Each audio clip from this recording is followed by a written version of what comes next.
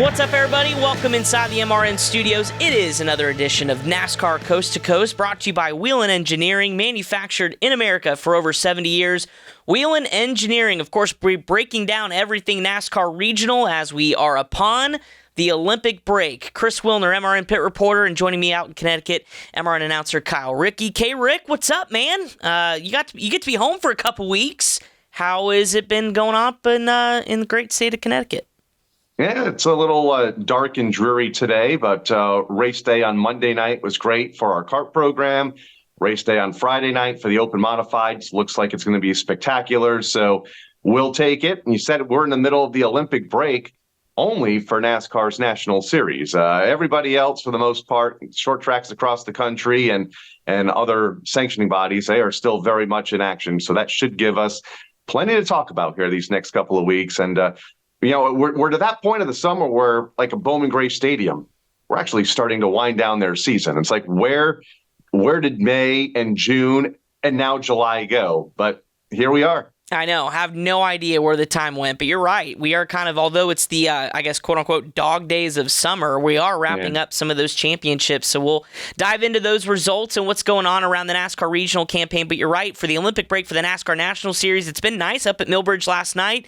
Saw Randall Burnett with his kid Tate trying to run a beginner box stock, and he was just like, man, this is vacation time. So happy for them, but for everybody else on the regional schedule, it is full steam ahead as we near the end of July, and that means we got a busy show for you. So we're going to go through everything that happened at IRP, as well as all the action from Monadnock Speedway, from the NASCAR Whelen Modified Tour. Oh yes, we've got Brenden Queen joining us this week on the show, as of course he picked up last week his third Hampton Heat win. We'll talk about that and his season, as he's got some more Truck Series starts upcoming, and plenty more. So let's start with IRP, a place that we got to see each other three-dimensionally once again on the Motor Racing Network crew. Kyle had the call in the booth. I was out on pit road for the ARCA Circle City 200.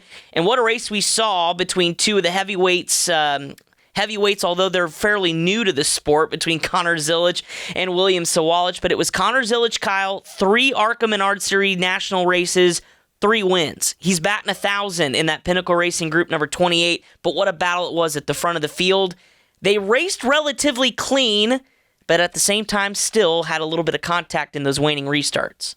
Yeah, and there were several late restarts in the second half of that event. For the most part, they were up front for much of the night. LeVar Scott joined them for a little bit, but it came down to restarts and which lane you selected. And if I remember right, Connor selected the bottom of the racetrack late in the race, and we had not seen that all night. The leader started and restarted, for the most part, in the outside lane. So kind of a bold, gutsy move late, but it paid off, and he was able to hold off William there by a couple of car lengths at the end. LeVar snookered him in there as well in the closing laps. Andres Perez was among the leaders for much of the night. So a great event for the ARCA Menard Series, a great field, also ARCA East, a combination event. So always fun to go to IRP. It's a racetrack that I know both of us kind of grew up with. You were there. I was watching on Thursday and Saturday nights from afar, but great facility, and I always love going there. 100%. Casey Kohler, the general manager there, does a great job and has only beefed up now the kind of resurgence of IRP. And you're right, it was a great event. ARCA put on a great show. The crowd was filing in, of course, with the Truck Series to follow, so it was a great evening of racing. Picture-perfect weather, by the way. 75 and sunny, no humidity. You weren't sweating. It was a typical great Indiana summer, so really great to see. And an early birthday present for Connor Zilisch, who in Victory Lane told me it was his birthday on Monday, so he's 18 now, by the way, so he's ready to go on the big tracks. We'll see if any of that materializes here later on in the season. But you're right, with the ARCA East Championship, just 2 races now to go. Zilisch versus William Sawalich, and that championship is starting to increase just a little bit for Connor. He's got a 22-point lead over William Sawalich going into those 2 races to go. Next up for them is Milwaukee in a couple of weeks. Kyle, it's one of those things that we keep talking about it, and we talked about it on the pre-race show for MRN before Friday night's race. Where are the ARCA Menard Series regulars? Is it frustrating for them not finding Victory Lane at all this season because it's been either a one-off like Tanner Gray or an E-Series competitor? Where are they at? I mean, we're just past halfway in their regular season, but if you're Andres Perez, Greg Van Alst, LeVar Scott, consistency's good. Is victory lane going to happen this year? What do you think? I mean, they're there. I think Perez has 3 second-place finishes so far this year, something to that effect. He's been there. He's been close. Greg Van Alst has been among the top 5. LeVar Scott raced toward the front, but I've never seen this before. We said it last week. We're halfway through the ARCA Menards national season now, and we have yet to see a regular win, a driver that has raced in every ARCA Menards national event claim a victory so far this year. They've either been one-off wins or drivers from the East Series to claim the checkered flags. Kind of odd. Well, we'll see what happens. Another shot comes up this weekend at Salem, and it's a 46-point lead for Andres Perez over Greg Van Alst. Just 47 back is LeVar Scott. Let's move on to the Ground Pounders. Good to see the NASCAR Whelen Modified Tour back in action at Monadnock Speedway, the Duel in the Dog 250. Really cool racetrack. Watching it on Flow Racing, I mean, they get around that place in a hurry, and lap traffic certainly was a factor late in the going. But we have a new winner, Kyle, a 17-year-old Trevor Catalano with the family name. There's four brothers total. He gets the win, his first career win, and ending that drought for the Catalano family that's been trying for 5 or 6 years now to get a tour win. He gets it done at Monadnock Speedway. Gambled on pit strategy. Let's start there. 71 laps to go. Do you pit, not pit? He stays out with Woody Pitcat. Everybody else seems to come down pit road. So what were your thoughts there at the end of that race? Yeah, track position is obviously everything everywhere, but especially when you get onto a tight quarter-mile oval, known for its long green flag runs, and Monadnock there weren't a whole lot of cautions. He was able to get out front, hold off Ron Silk, hold off guys like Woody Pitcat, use lap traffic to perfection late in the race, and pinning Jake Johnson in the old blue number 3 car at the bottom of the racetrack to not give Silk an opportunity to make a move over the closing laps. So it paid off. Good to see a brand new winner in the NASCAR Whelen Modified Tour. First full season, I believe it was just his 8th start, has a few top 5s to his credit. And like you mentioned, puts the Catalano name in victory lane for the first time. The family has been trying since 2018, I believe. Yeah. Mom's raced, the brothers have raced. I mean, they all take part in modified racing, whether it be down in New York or on the tour. And good to see Trevor get that checkered flag. That's right. He has bragging rights over Tommy, Timmy, and Tyler as far as the brothers are concerned, getting a tour win. And really cool to see for the young 17-year-old.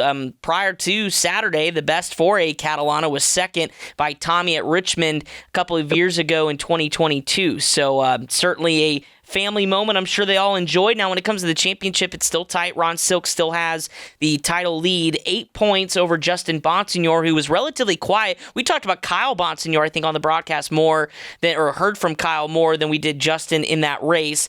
Jake Johnson, who you mentioned in Old Blue, went a lap down or almost a lap down there at the end, 41 points back in third. They're back in action August 3rd, so a week in between at Lancaster Motorplex. Finally, we talk about the Hampton Heat, and our guest this week picked up his 3rd of his career. That's Brenden Queen at the 16th annual Hampton Heat, round number 2 of the Virginia Triple Crown. And boy, what a race. We saw what Connor Hall did at South Boston Speedway, and we heard from Brenden Queen after that race saying, I'm never going to lose a race like that again. Well, redemption for Butterbean. He gets his 3rd at his home track, moving Connor Hall there with 6 laps to go. And I say the word moving, didn't wreck him. Moved him. Were you okay with that move first off, but exciting nonetheless? Absolutely. That's exactly what the fans want to see. That's exactly what we want to see. Short track racing at its finest. 2 drivers that have been racing hard with each other all year. They've come into contact several times, and you knew that they would be at the front of the field, and they were. Yeah, 100% in front of a sellout crowd. It was the largest or the biggest Hampton Heat in their 16-year history. 38 cars signing in.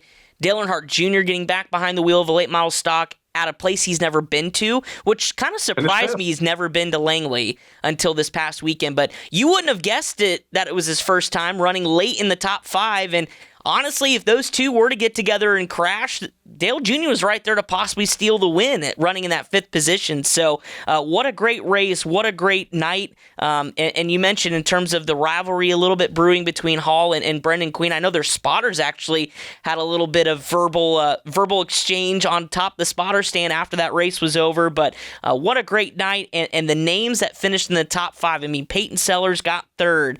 Landon Pemilton in 4th. Of course, Dale Jr. In 5th. I mean, it was a great night for racing, but man, I kind of want to see Dale Jr. run some more races. I mean, if he's going to put on a show like that. I have a feeling that's the plan in the back of his mind, whether Amy and the family let him run more races because, and like we're going to talk to Brenden here in a minute, the race went late, long rain delay, track did a great job of getting the event in, but didn't get over until after 2 a.m. Dale Earnhardt Jr. said this week he loved it. He's like, that is old school racing. You race until almost sun up, and then you go to the parking lot and you tailgate. So that's what he did. Yeah, he said he was like infield like everybody else. Yeah, he was like steaks were on the grill right after about 2:45. They ate and drank till about 6 a.m. and loaded up the trailer and went home. I mean, that is short track racing at its best. So I'm glad to see that Junior kind of embraced that again and hung out with the fans. And of course, we'll talk to Brenden Queen here in a minute to see what his plans were after the late night, because I can only imagine they got home sometime around sun up. And so I know I would be exhausted, but Brendan's a lot younger than me, so who knows? Maybe the party continued late into the night. Now, of course, that is leg number 2, the Virginia Triple Crown. Leg number 3 is coming up later as we get into the fall in October at the or September at the Martinsville Speedway for the Value Star Credit Union 300. We know Queen won't be able to run because he's going to run the truck at Kansas that weekend for Tricon Garage. But I think this sets up for what should be a fantastic conclusion to this Triple Crown, Kyle, considering what we saw last year. The kind of the side-by-side photo finish that we had a year ago when it was Landon Huffman who just missed out in that Nelson 22. And it will be live here on the Motor Racing Network. Always a great way to wrap up the late model season down in the South. The Triple Crown, the Virginia Triple Crown always brings in great car count. Some of the best racing of the year is those qualifying events in teams just trying to make the 40-car starting lineup. So can't wait. The end of September. Going to be fun to see who claims not only the Martinsville Trophy, but also the Triple Crown Trophy here in 2024. That's right. Again, that is September 28th. You can hear that right here on the Motor Racing Network. A key winner for me over the weekend that we didn't mention yet.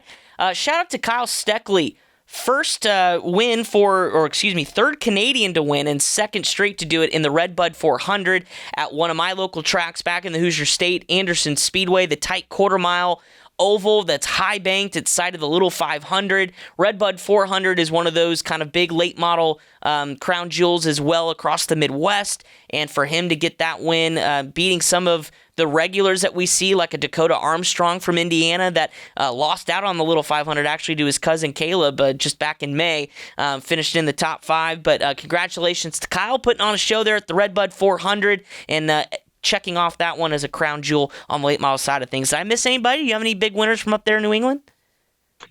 Well, relatively quiet weekend. Either we were rained out up here or Stafford was shut down due to a special event with the you had Cletus McFarland invasion. But it was good. It was a good weekend. I never knew burnouts would bring in 12,000 people, but they did on Saturday afternoon. Who would have ever guessed? Yeah, who would have thought? All you need is a little smoke, and they come clamoring in. But good to see that you guys had a good one with Cletus McFarland. All right, enough of us blabbering. Let's get to Brenden Queen, who's standing by on the phone. We'll take a quick break and talk to the champ, 3-time Hampton Heat winner. That's all coming up next here on NASCAR Coast to Coast, brought to you by Whelen Engineering. Whelen Engineering, a global leader in the emergency warning industry, designs and manufactures reliable and powerful warning lights, white illumination lighting, sirens, controllers, and warning systems for the automotive, aviation, and mass notification industries worldwide. Whelen products are designed, sourced, and manufactured in America and tested on site to meet the toughest industry standards. Whelen Engineering, manufactured in America for over 70 years. We never left, and we're here to stay.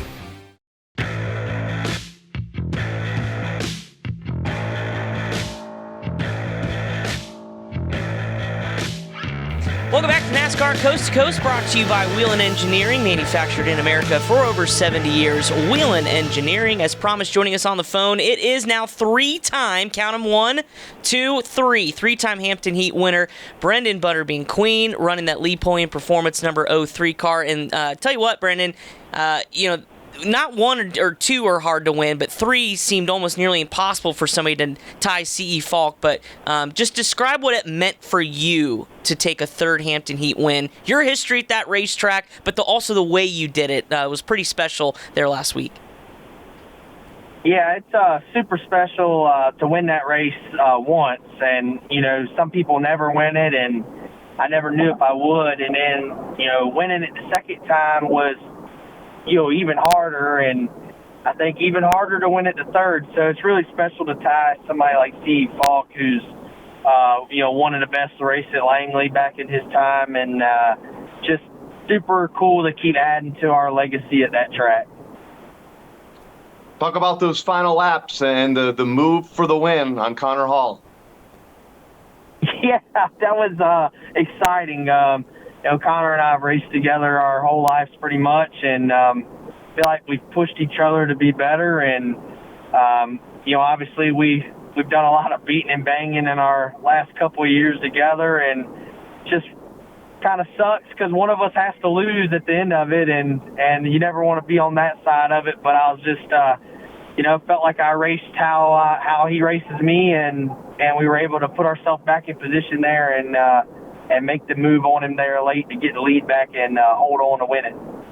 So would you call this, at least a lot of the keyboard warriors want to call it a rivalry. How do you view racing Connor? Obviously, you two are always going to be at the front, and like you mentioned, have history in the past, but is it a rivalry, or is it just two really good race car drivers at their peak here in the late model stock division, just going for wins week in and week out, and it's just kind of one of those things to get by each other, you kind of have to use the chrome horn a little bit? I think, probably the second option there, two really good guys up front week in and week out. And, when you have to race somebody for wins every week, you're bound to have contact. And the good part is we seem to be able to move each other and not wreck each other, which is a plus, and I think that's huge. But as far as the rivalry, I kind of just leave that up to the fans. If they want to view it as a rivalry, and that sells more tickets for the tracks and stuff, that's awesome, and I don't mind playing the part. But we kind of just go there, and each week we reset, and we go there to win the race. I don't go there to go get Connor or anything like that. But if it comes down to us, we got to get physical like that, and I'm never going to just wreck somebody, but I'm definitely going to race hard and do what I got to do to win the race.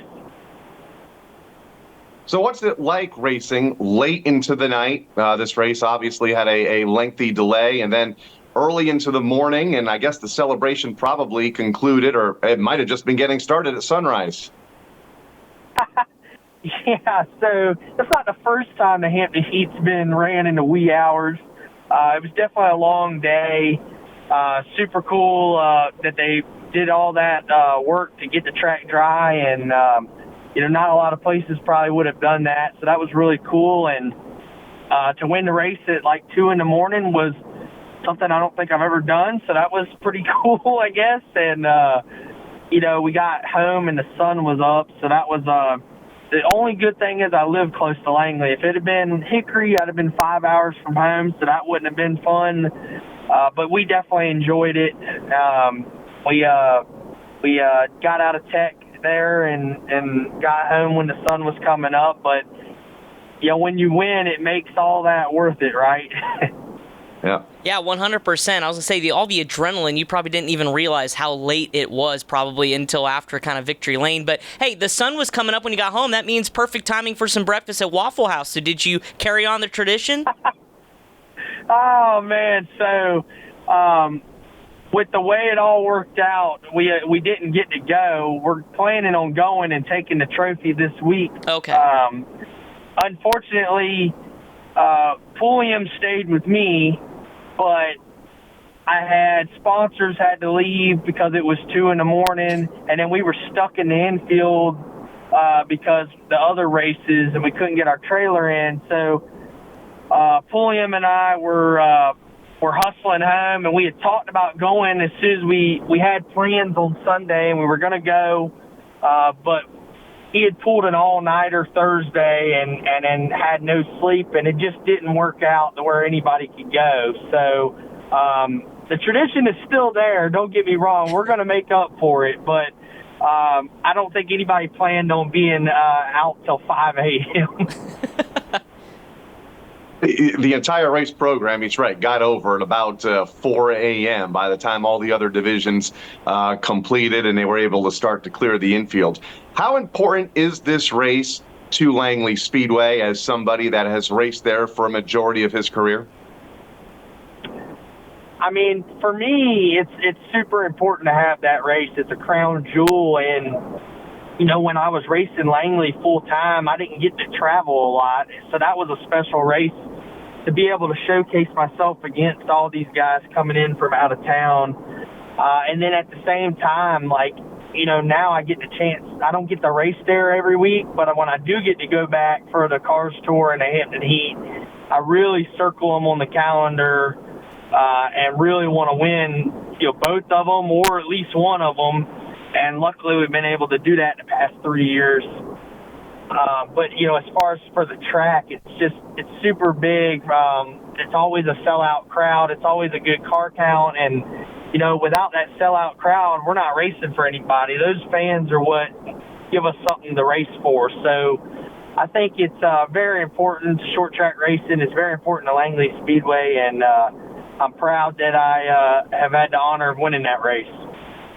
100%. And as a guy now who I would say this year's probably been the biggest year of your career in terms of next level opportunities, obviously on the Truck Series side of things and inking some more deals with that. So do you appreciate moments like you had on Saturday at Langley a little bit more now that your career's starting to go next level and you're starting to be recognized more on the Truck Series side of things to come back and do the performances that you did? I mean, does that make it a little more special as you're kind of the next guy up on the ladder to maybe racing on Sundays?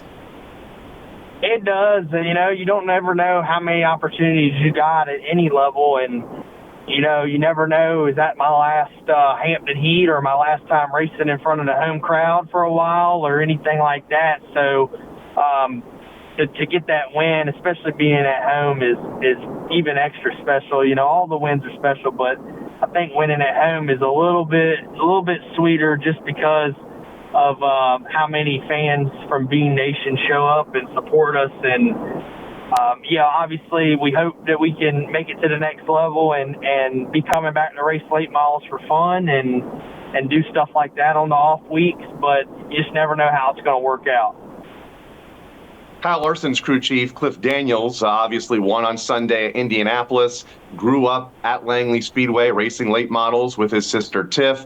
Had a lot of good things to say about you earlier this week. I understand you two are fairly tight. What's that relationship like? Yeah, Cliff and I are really good friends, and he actually drove my late model in 2018 at the Thanksgiving Classic, and we got to work together during that.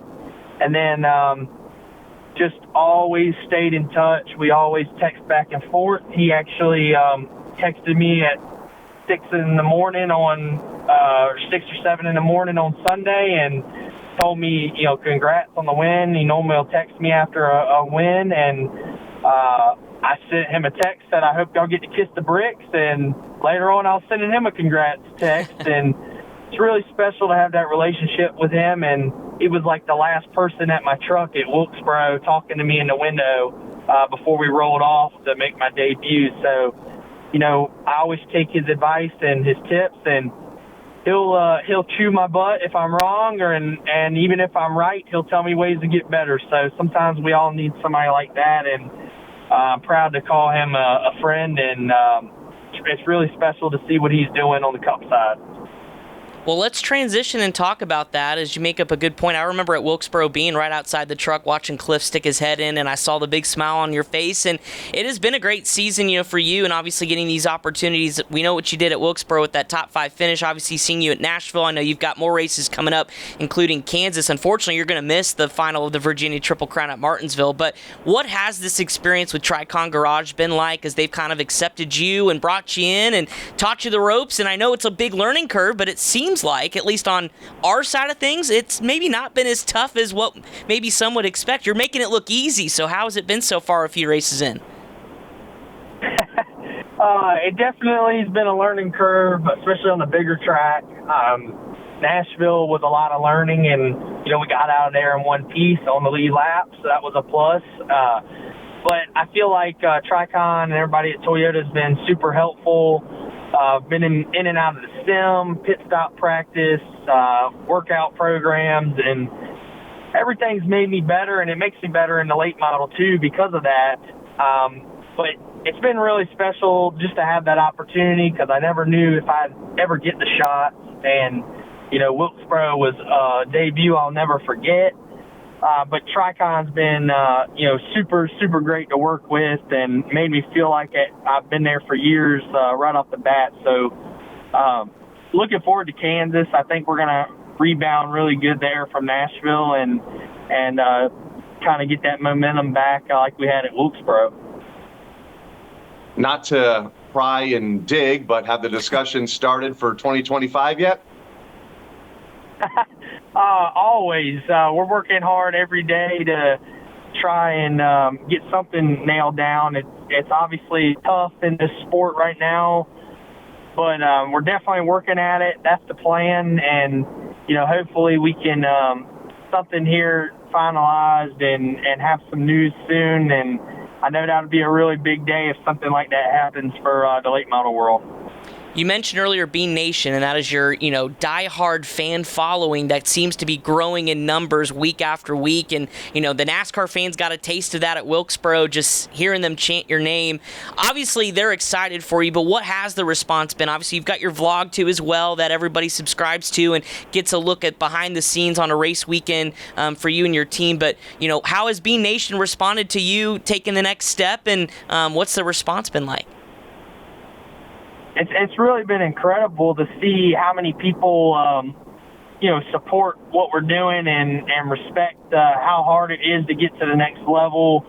Honestly, I never ever thought you go to the races and never think you'll be that guy on that side of the fence with the fans cheering for you. But hearing them chant my name at Wilkesboro was something I'll never forget.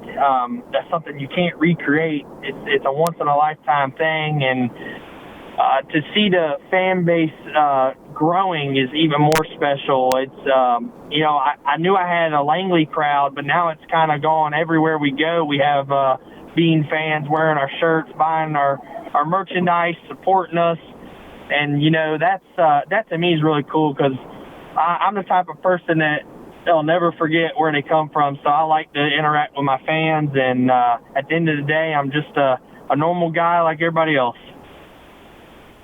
My final question for you, I guess, what's next? I guess that the Cars Tour this weekend and Throwback Weekend at the Hickory Motor Speedway. You ready to get there? I am. I'm super excited about the Throwback race. Hickory was a struggle for me at first, but our last 2 races there were a third and a second. So I know Lee Point Performance will bring a great Toyota Camry this weekend, and I feel like we'll have a shot. And we got some good tracks coming up on the tour. We got to make up some points, but we're gonna go there and try to snag us another win. 100%. I know the championship's still pretty tight, so every race matters when it comes to the Cars Tour in the late model stock division. I know, too, when you mentioned Kansas for the trucks, that unfortunately means you're going to miss Martinsville. Is it going to be weird tuning in from Kansas to the action at Martinsville Speedway for the Value Star Credit Union 300? And who's going to be behind the wheel of the 03? Yeah, it's going to be super weird on Friday. Not being there. That'd be the first time I haven't been at Martinsville since 2013. So it's going to be super weird. I'll definitely be tuning in. Obviously, we'll have Lee Pulliam driving the 03, which is really special for me to have him in my car. And then I'm hoping, obviously, on Saturday I can fly back and be on the pit box for the race and watch him win his third clock. Oh, man, that would be a storybook kind of storyline right there for sure, and I can't wait to be a part of the Motor Racing Network coverage of the Valley Star Credit Union 300. Brenden, congratulations again on the Hampton Heat win, and best of luck to you moving forward. I do have to ask you before we let you go, the whole Waffle House thing. We know that it's a tradition, and I think it's been picked up pretty much across the sport and the industry that anytime you win, you're going to head to Waffle House. Have they responded with putting anything on the menu, like the butter bean special or anything like that yet? What can we do to work on that? Not yet, but I would love to have something like that happen. I think we just got to start, just keep tagging them and tweeting them. Maybe Yeah. if we get enough supporters behind it, we need to make it happen somehow. Yeah, for sure. Maybe we'll start a petition or something like that, get a couple thousand signatures and say, hey, Waffle House, make it happen. Well, hey, buddy, appreciate you. Thanks for joining us on the show. Congrats again on all the success, and best of luck here moving forward, especially coming up at Hickory this weekend. Hey, I appreciate it. Y'all have a good day, and thanks again for having me. Absolutely. Brenden Queen getting ready to tackle the Cars Tour Throwback Race, the 276 coming up this weekend. Of course, winning his third Hampton Heat last week. All right, still to come, the calendar, news and notes here. You're watching NASCAR Coast to Coast, brought to you by Whelen Engineering. Whelen Engineering, a global leader in the emergency warning industry, designs and manufactures reliable and powerful warning lights, white illumination lighting, sirens, controllers, and warning systems for the automotive, aviation, and mass notification industries worldwide. Whelen products are designed, sourced, and manufactured in America and tested on site to meet the toughest industry standards. Whelen Engineering, manufactured in America for over 70 years. We never left, and we're here to stay.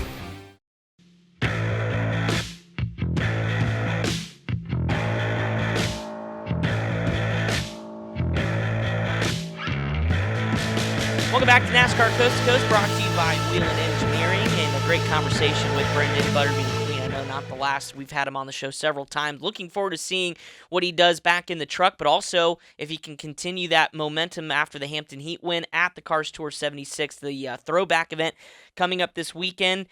Quick some news and notes before we talk about that race, Kyle. Kevin and Keelan Harvick getting back behind the wheel both together at the Vegas Bull Ring coming up this weekend. Keelan, of course, in the Legend car, and Kevin Harvick in the Super Late model for the Cars Tour West action. I haven't talked a lot about Cars Tour West, but for Kevin Harvick, obviously vacation time and time off from the Fox schedule as well, so getting to go race with Keelan, pretty cool. That's coming up actually on Friday, October 18th, so that was just announced. What I do want to talk to you about, because I know you're a proponent of this, the Mazda MX-5 Cup. Something we love talking about, even though it's not really NASCAR regional, but it is some of the greatest racing on the IMSA side of things. They're going to run with the Ground Pounders, the NASCAR Wheel and Modified Tour, on their combo weekend at Martinsville, October 26th. So not only are we going to have a championship finale for Martinsville for the NASCAR Wheel and Modified Tour, we're going to watch Mazda MX-5 Cup cars race the oval at Martinsville. Are you excited for that? I know I am. Absolutely. I mean, probably the greatest road course car out there right now. Yeah. Just ask Connor Zillage. A spectacular racing wherever they go, Daytona, Watkins Glen, Road America. Doesn't matter how long the track is, how many laps they run, or the length of time that they run. It always comes down to about 2 inches at the checker flag. I'm trying to imagine all those cars on Martinsville Speedway and see if the racing will be different or not. But I'm sure it will look a little different, but it's going to be a spectacular race. Yeah. And what a huge gain for Martinsville with the modifieds, their championship event. The modifieds have been broken off from the NASCAR Cup weekend. They used to kick things off in the middle of the week, but because of finances for the teams to try to travel down there and take 3 or 4 days off for work for that event, Speedway officials decided, well, let's move it to a separate weekend, and joining them with the MX-5 Cup is going to be a spectacular way to continue what is going to be a busy time for Martinsville with the late models, and then obviously things wrapping up with the NASCAR Cup Series and setting things up for the Championship 4. So Can't wait for that doubleheader. Yeah, I'm thinking about driving up here from Charlotte, North Carolina. It's only a 2-hour drive, and it's going to be fun to watch. And we'll see. Maybe we'll get some special guests that join the entry list for that. So stay tuned. Also, shout out to Claremont Motorsports Park and everybody up there in New Hampshire. Back up and running this week after a major storm looked like a bomb went off. Back, I think it was Wednesday last week, and they reached out to the public, and they had basically everybody who was a carpenter, a plumber, local companies stepped in to kind of help clean up the facility. Some race fans showed up, picked up trash. They had light poles down. They had some of the catch fencing was broken, and they got it up in time to turn the lights on Friday night and race. So kudos to everybody up there at Claremont Motorsports Park in New Hampshire. All right, let's quickly talk about the calendar this week. I mentioned Cars Tour Throwback 276, a special event at Hickory Motor Speedway. Starting to see some of those throwback schemes get released on social media, but Kyle, this one for the Cars Tour is one of their kind of crown jewel races, but it's also Hickory, which means we're going to see some beating and banging on Saturday night for sure. No, absolutely. Expected great fields, over 20 in each of the divisions. Love the throwback scheme concept. Obviously, started at the Darlington Raceway. The Cars Tour jumped on that concept 5 or 6 years ago now, at least, dressing up back when it first started, their production with the old TNN music from the 1990s. Really fun, really cool to watch. I'm sure they have some fun stuff up their sleeves for this weekend, but seeing those old schemes on the racetrack from late, Southern late model racing, a lot of second and third generation drivers out there throwing back to the first generation, and it's going to be a great time to be had by all. And kind of Cars Tour in Hickory, perfect place to do it. Yep, and they're going to pack the stands for sure. And, of course, this is also a pro late model event with the late model stock, so both divisions are running. We'll see if that Hampton Heat momentum continues. Carson Quapple, who's been kind of relatively quiet this year, obviously has a pretty big plate on his shoulders for the NASCAR National Series running for Junior Motorsports. We'll see what happens after his 10th place finish at the Brickyard. Brent Cruz is just 9 points back behind Hall, so one of the youngsters on the Cars Late Model Stock Tour looking to maybe shake things up, and he's a winner this year and ran really well at Hickory earlier in the season. We'll see what he does on the Pro Late Model side of things. You couldn't put a piece of paper as tight between the championship battle with Caden Honeycutt, just 3 points back as Spencer Davis on that side of things, and I think Kyle Campbell's right there as well. So it's going to be interesting to find out. Again, that is the 7th annual Throwback 276 coming up on Flow Racing. You can watch it on Saturday. ARCA 200, we mentioned the ARCA Menard Series. They are in a grind for the rest of the season, racing 9 of the next 10 weeks, including a doubleheader. They kick things back off at Salem, 8 p.m. on FS1 and Flow Racing on Saturday. We mentioned, will any of the regulars get to victory lane? We will see. We know the championship is tight, but Andres Perez did finish second to Jesse Love last year. I think he's probably my pick, Kyle, if I were to have one, as far as maybe some of you can take the checkered flag. But what do you think about Salem? A great racetrack. A lot of drivers looking forward to this one. I think Andres Perez always finishes second. Isn't that? I feel like that's kind of the theme right now. Kind of, yeah. It's only a matter of time. We keep saying it before he gets that first win. Salem, a little earlier in the schedule this year, was race number 19 a year ago, has been moved way up to just beyond the halfway mark of the season. This year, it's a fun racetrack. It's kind of one of those legacy tracks that the ARCA Menard Series has always run in the Midwest.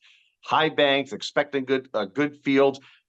One of your sprint car guys entered for the first time. Corey Day, a multi-time high limits winner, a World of Outlaws winner, going stock car racing for the first time in the ARCA Menard Series. Yeah, it's going to be huge, and he debuted on the pavement at Hickory back in April for Junior Motorsports, had never been in a late model, had never been on pavement, took the first 40-lap feature to get his feet wet, won the second one. That just tells you the talent of the 18-year-old out of Clovis, California. And you're right, he is going to be somebody that is trying to take the Kyle Larson path to NASCAR, and somebody who Kyle himself has said reminds a lot of himself in Corey Day. So a new talent on the rise. Corey Day, keep your eyes on him, making his ARCA debut this weekend. ARCA West out on the West Coast is at Shasta Speedway, the Shasta 150, 11:30 p.m. Eastern start time on Flow, so have some extra caffeine on Saturday night. Sean Hingarani back in the field, of course, we mentioned a couple weeks ago in his return to Venturini Motorsports, picking up the sweep at Irwindale Speedway.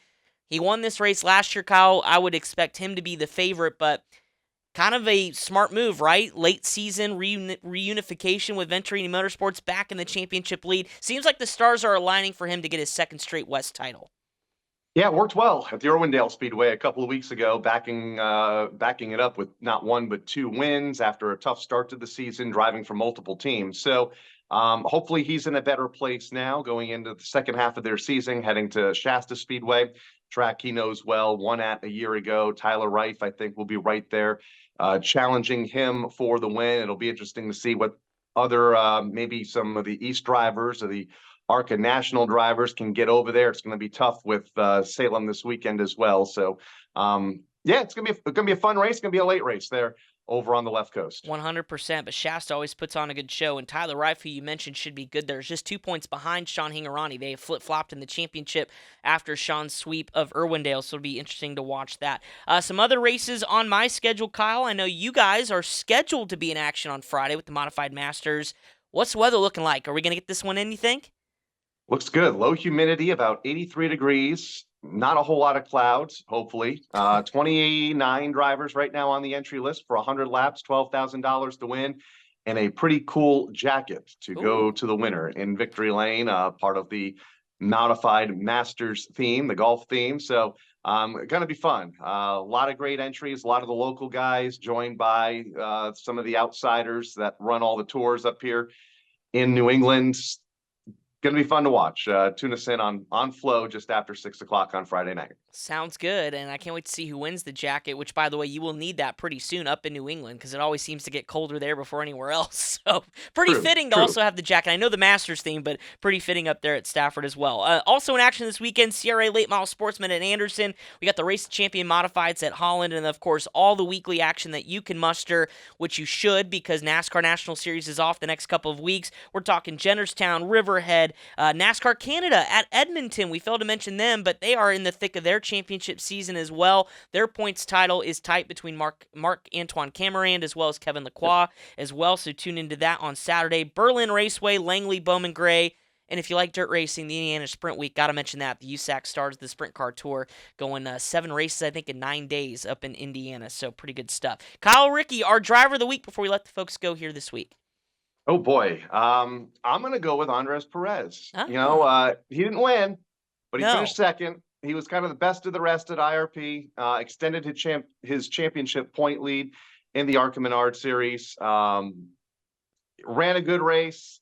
Wasn't enough to claim the victory, but that win's coming. So I'm going to go with Andres. He looked good. We had a long chat at a go-kart event prior to the race, and he was really excited, really optimistic about trying to get the victory lane. Was happy with how the season has gone, and he should be. You know, he's been up front, top fiving it week after week after week. That win's going to come, you know, fairly quickly. We think. We've been saying that, though, for about 6 months, so it's only a matter of time. Yep.